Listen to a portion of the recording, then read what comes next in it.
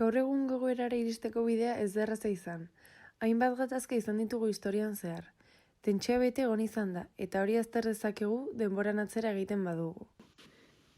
Bigarren Gerra Mundiala amaitu zenean, Nazio Batuen erakundea ONU sortu zen. Gaur egun nazioarteko erakunde handiena da. Bere helburu garrantzitsuenak hauek dira.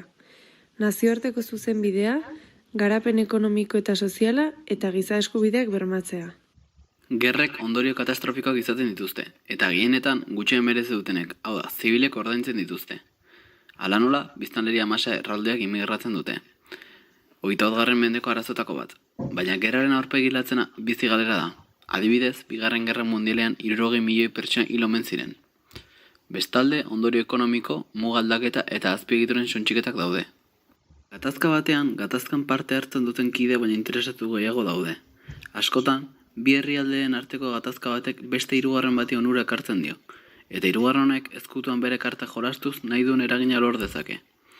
Interesak, ekonomikoak, ideologikoak eta kontrol politikatik sortuak izan daitezke. Egungo egoera ikusita garbi dago bakia sustatzeko eta mantentzeko instituzio berriak bar direla.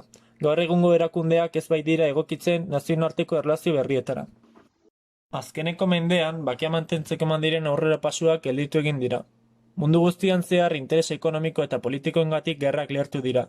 Europa ekialdean, Mendebalde Hurbilan eta Hego Ameriketan bertako baliabide naturalen kontrola lortzeko gudak hasi dira.